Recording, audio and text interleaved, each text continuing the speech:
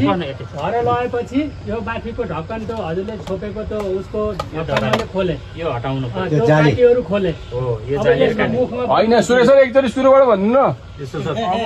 महिलाले के भन्नुहुन्छ सुरेश सर मौरीको घाट तपाईले घरमा लानुभयो है नयाँ किनेर नयाँ मौरी घाट किनेर लैजानु भने त्यसपछि छोटकरीमा गर्नै पर्ने कुरा भनिदिनु गर्नै पर्ने कामहरू मौरीको घार लएर राखिसकेपछि सकेसम्म तपाईँले ओतमा घार राख्नै पर्यो पूर्वतिर फर्काउँदा अझ राम्रो सकेसम्म उत्तर किन फर्काउनु भन्दा रातिको हिमालको चिसो यहाँ प्रवेशद्वारबाट चिरेर भित्र चाकाहरू बच्चाहरू ओसिन्छ भनेर सकेसम्म हामीले दक्षिण अथवा पूर्व चाहिँ फर्काउनु पर्छ फर्काइसकेपछि बुझो खोल्ने काम चाहिँ हुन्छ पहिला हो बुझो खोलेको त्यो दिन हामीले माथिको ढकनी नखोल्दा पनि केही फरक पर्दैन यदि हामी पर्फेक्ट भइयो तालिम प्राप्त भइसकेका व्यक्ति छौँ भने आँसीको सहायताले हामीले यो प्लाइमा हालेको काँटी चाहिँ खुवाउनुपर्छ र यो जाली पनि के गरिदिने भन्दा सुकाइदिने यो जाली किन हानेको भुवानी गर्दाखेरि मौरी नभागुन् भनेर यो काँटी किन हानेको भन्दा मौरी सकेसम्म यो होइन लिक नहोस् अथवा यो चाका फ्रेमहरू नचलुन् भनेर हानेको हो र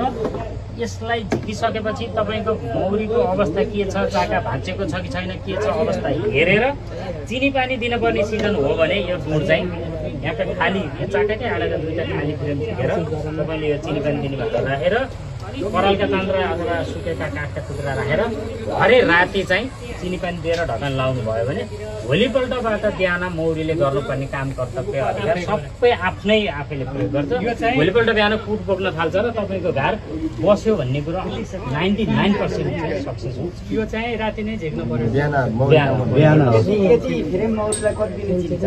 यो भाडाको आधा दिन अब 100 ग्राम चिनी 100 ग्राम पानी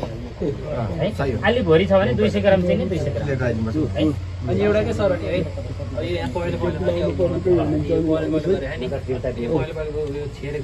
अब यो छेरेको होइन दिशा त सबैले गर्नै पर्छ खाइसकेपछि फ्याँक्नै पर्छ प्रायः जसो मौरीले खाना खाइसकेर आएर बाहिर आकाशमा उडानमा जाँदा चरणमा जाँदा दिशा गरेर खाले भने एकदमै राम्रो भयो त्यो सकेन उसलाई पखाला चलेको छ अथवा चरणमा गडबडी छ चिरपानी दिँदा एकदम बासी दिनुभयो बिग्रेको छ भने कुनै रोग व्याधि लागेको छ भने मौरीले बाहिर दिशा गर्न नसकिकन यही प्रवेशद्वारको वरिपरि छिट्टा एकदमै छुट्टा दिएर पहेँलो धुरी साथ फालेको बाहिर जङ्गलतिर छेर्यो भने केही भएन त्यो त राम्रो र घारभित्रै च्यापच्याप लाउने खालको त्यस्तो पहेँलो भागहरू बढी छ भने त्यो चाहिँ पखाला लागेको होला भन्ने कुरो बुझ्नुपर्छ र त्यसलाई चिनी पानी दिँदा शुद्ध घार चाहिँ सफा राख्ने र मौरी चाहिँ न्यानो बनाएर राख्नु त्यसलाई अनि उसर नि के गर्नुपर्छ उपचारको लागि त यस्तो हुन्छ अब पखाला लागिहाल्यो भने अब हामीले मान्छेले खाने ट्याब्लेटको पनि अब कति मात्रा हुन्छ त्यो मिलाएर दिन नि सकिन्छ र